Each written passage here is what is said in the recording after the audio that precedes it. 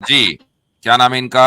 السلام علیکم۔ اسلام I am مسلم. جی جی جی محبوب نام ہے میرا۔ سر پہلے تو اسلام اور بڑا آداب آپ ساری ٹیم کو، ماشاءاللہ بہت اسلام اچھا کام کر رہے ہیں آپ، اور اللہ آپ کو جزائے خیر دے اس چیز کی۔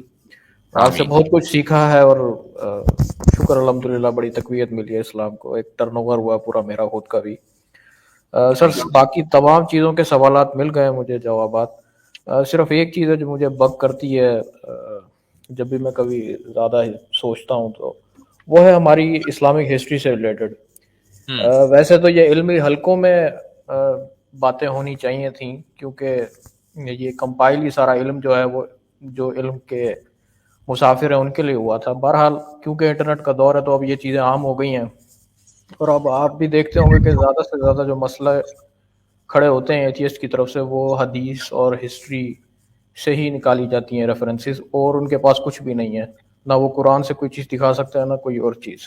سو میرا کوشچن صرف یہ تھا آپ سے کہ ایک کامن مین، ایک عام مسلمان بھی جب کچھ چیزیں پڑھتا ہے تو فوراً دماغ چلا جاتا ہے کہ نہیں، اس چیز کی نسبت دماغ سوچ نہیں سکتا کہ یہ میرے آقا کی طرف منسوب کی جا سکے، ان کے شایان شان یہ ہو ہی نہیں سکتی چیز، ایک عام مسلمان کا ہی یہ تاثر بن جاتا ہے۔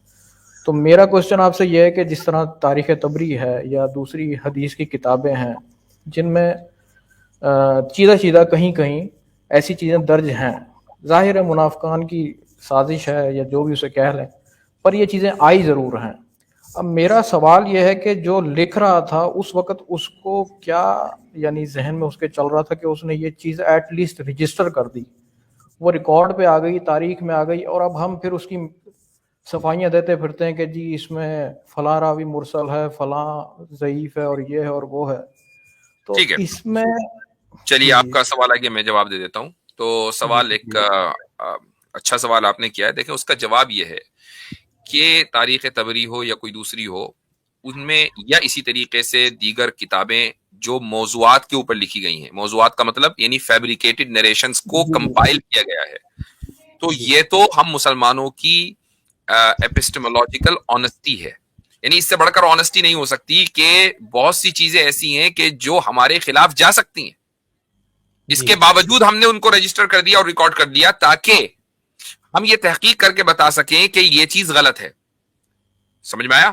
تو تاریخ کی بہت ساری روایتیں ایسی ہیں کہ پر ہم اعتماد نہیں کر سکتے، وہ اسی لیے لکھی گئی ہیں. اچھا، اب تاریخ تبری کا بہت سے لوگ حوالہ دیتے ہیں کہ جی تاریخ میں لکھا ہے.